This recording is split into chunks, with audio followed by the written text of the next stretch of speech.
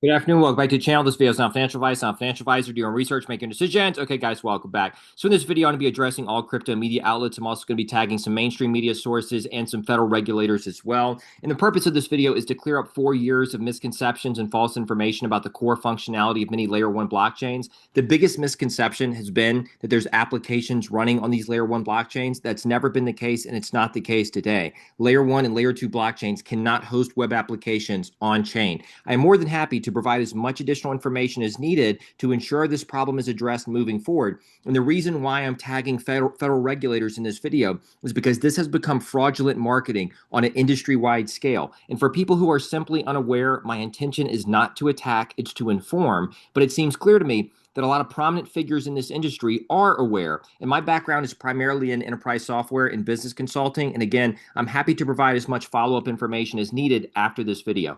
Now, for the last few years, there's been one network in this entire space that can run web applications on chain, and that's ICP. Not 5 networks, not 10, not 20, one. And outside of ICP, these other layer 1 and layer 2 blockchains, for the most part, would struggle to store a photo on chain affordably. So that's the gap in functionality because there are different types of software systems. And that's the main point that I want to get through with this video. Now, the first very important point is that because web applications can run end-to-end on-chain on ICP, they don't need cybersecurity and IT, and they can run without firewalls. This is a huge deal, not just in the crypto space, but across the entire world of software, because we have a $10 trillion cybercrime problem right now, and ICP is a realistic solution to this $10 trillion cybercrime problem. Now, in the crypto space, cybercrime has plagued this industry over the last few years. Tons of exploits, tons of wallet drains, but yet there's a solution in this very industry for this problem, and it goes entirely unreported for over 4 years at this point. Now, let's get into some basic factual information about layer one blockchains. They have token database functionality. They can move a token from one address to another address.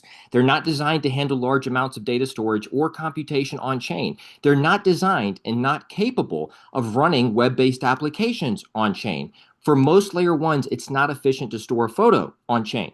So they need a host of counterparties for full web applications like cloud service providers, Amazon Web Services, Google Cloud, or some other cloud service provider. ICP itself is a cloud service provider. Cloud service provider, Oracle, cybersecurity stack, so on and so forth. They need a host of other systems tied into whatever application you're using just to be functional, because the layer one itself has such simplistic functionality. So again, ICP should be classified as a cloud service provider, and many of these layer one blockchains are token databases at the end of the day. People can look at them as the new data architecture in the futuristic web that ideally we get to at some point in time in the future. Now, OpenChat is a great proof of concept for what's possible with apps running fully on chain without cybersecurity and IT. They have been running without firewalls since inception. And the canister that you see on the top, this little cylinder right here that you see on the top of the network, they can essentially be anything. Social application, website, cloud storage, they're programmable and customizable. And this gives users ownership of their data. Web3 was supposed to be read, write, own. We haven't really delivered on that promise because for the most part, the only thing that can offer users a programmable sovereign cloud that they own and control is ICP, and that's gone underreported for over 4 years at this point.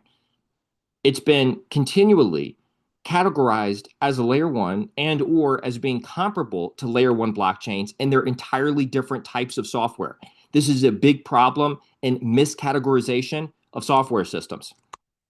Now, let me just go over a few examples of why so many people in the crypto industry think that there's applications running on these layer one and layer two blockchains. Here's from the last 24 hours. And this is from a gentleman at Base. Have you heard about Base? And he does this video. It's a free social network where when you post, you actually earn from the value of your creativity. Do you guys post a lot? He's asking a question to somebody in the public. They say yes. So on Base, when you post, you get paid. Now, if I'm just watching this video, my understanding of this technology is that it's going to be some social network that if I join this social network and start posting on this social network, I'll get paid. But in reality, Base is just an Ethereum layer 2 that can't store photo on chain affordably. It is a token database. But if you were to watch this video and you were to listen to a lot of the messaging, a lot of the marketing coming from the Base team, you would believe that there's applications running on Base, and they're not, and they're never going to be. Now, the next part of this is another gentleman at Base, product and on-chain at Coinbase dev, Ethereum protocol fellowship researcher, introducing Base. This was in October 2024, introducing Based Agent. Create AI agents with full on-chain functionality on Base in less than 3 minutes. I want to say this again. Create AI agents with full on-chain functionality on Base in less than 3 minutes. The era of autonomous on-chain agents is here. The problem with that is that in reality, Base cannot store photo on-chain affordably, much less run AI agents on-chain. And so this is why so many people in this industry think that there's AI models running on these layer 1 and layer 2 blockchains.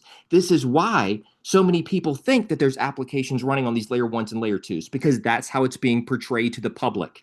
And nobody in the crypto media, no prominent figures, nobody is just standing up and saying, wait a second, these two things are drastically different things. And you actually can't run full web applications on these layer 1s and layer 2s. That's not a real thing. It's never going to be a real thing. This is from pump.fun, right? Our plan is to kill Facebook, TikTok, and Twitch, large social media companies, on Solana. The problem with this, as with everything else, is you can't run web applications on Solana. You can put a token on Solana, but that's drastically different than running full web applications on Solana. 99% of the application, computation, and data storage is happening off-chain, off of their network. But for some reason, it's being portrayed as if it's happening on their network.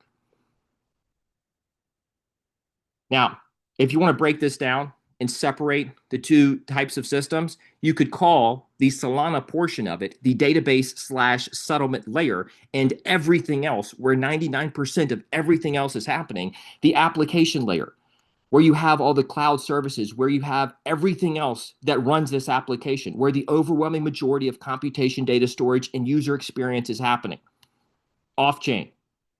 These, when it comes to ICP and layer 1s in this space, all right, these are entirely different types of software systems. They are fundamentally different systems, and layer 1s cannot host applications or AI because their networks were not designed to handle that functionality. I'm not saying that they're completely worthless software systems and they have no value. They do have value, and they do have a place in the futuristic web if we ever get there. But you can't run applications on these networks, and you can't run AI models on these networks. And for some reason, it's being reported and portrayed to the public as if you can. And this has been going on for years at this point. And nobody in the media has raised this as an issue. Nobody has, nothing. And so now I'm going to continue to stay on this story until this is accurately reported in the crypto mainstream. And every single person in crypto that's covering the space, you will all have to change your position before I do.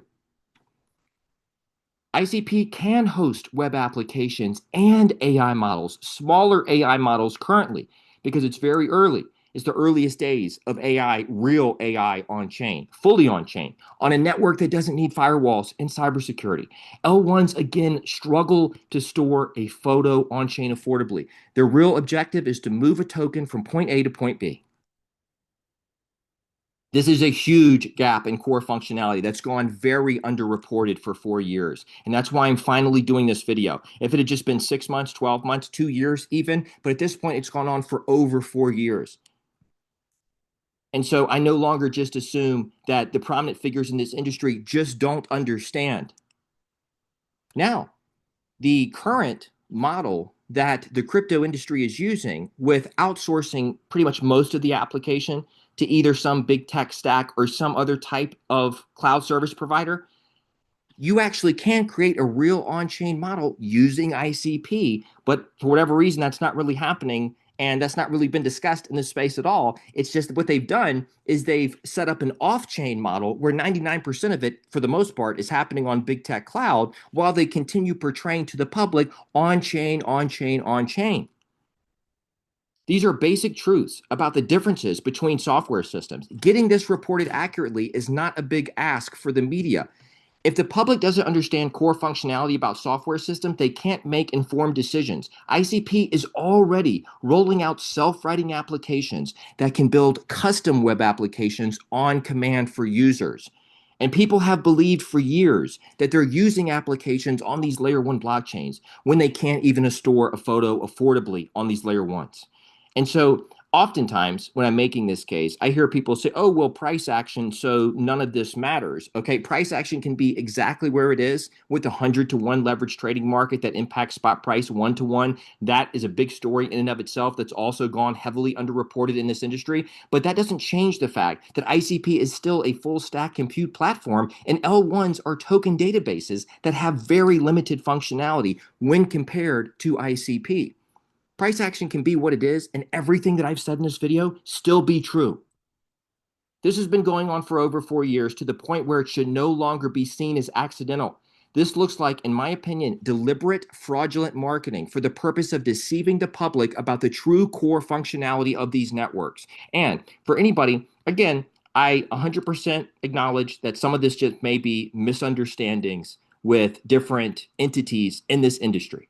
But given how long it's been going on at this point, it kind of looks like fraudulent marketing. And so that's why I'm going to continually report on this until people start honestly, accurately depicting their core technology, the functionality of their core tech. ICP is the only network running full web applications and AI models on chain, and it solves for a $10 trillion cybercrime problem, something that's gone almost entirely unreported. And another part about the whole price action is that there's a 100-to-1 leverage trading market that's tied into the spot price for some reason and impacts spot price 1-to-1. And I would just strongly encourage anybody to go look at all this data, the liquidation data coming from these different assets, because this is ICP. And as you can see, there's tons of green candles and almost no red candles. This is over 12 months. So for 12 months straight, traders have just been getting liquidated every single day going long, and they continue to do it every single day. And for whatever reason, there's a huge discrepancy when you look at the average across the entire space. There's a decent amount of green, a decent amount of red here, right? Probably a 2-to-1 ratio, something like that. But with ICP, it's almost all green. It's almost all long liquidations, which serve as selling pressure on the spot price. And people just continue doing it over and over and over again, despite the fact that they've been getting liquidated every day for over a year at this point. And so this is another big story that I would love to see reported on. But at the end of the day, what I said in this video is factual. You can run full web applications on ICP. ICP actually solves for a $10 trillion cybercrime problem. And on these layer one blockchains, they can't store a photo on chain affordably. And so it's time that this starts being accurately reported in the crypto media. And I'm going to stay on this story until that happens. ICP is a cloud service provider. These other layer ones are more so database management systems and or token databases. They're a part of the data architecture of web applications. ICP is a cloud service provider. And so I hope this gets, given this has been going on for over 4 years at this point, I do hope this gets addressed moving forward. And again, for the people who are simply unaware, my intention is not to attack, it's to inform. But I can no longer assume that everybody, especially the prominent figures in this industry, are just unaware of what's going on with this. Because for most people, it's their job to know. If you're covering this industry and you're presenting yourself as a serious outlet who's giving the public accurate information about this industry, it's your job to know. So it's gone on too long. And this is my first video, and there will be other videos in the future if this does not get addressed in the very near future. And for the federal regulators that I tag, I am very happy to have follow-up conversations with you and go more into depth about this entire thing, because it's been going on for a long time, and I've been reporting on it for 4 years at this point. That's all I have for this video. Thank you, everyone, for tuning in today. This was not financial advice. Take care. Have a good day. I'll see you in the next video.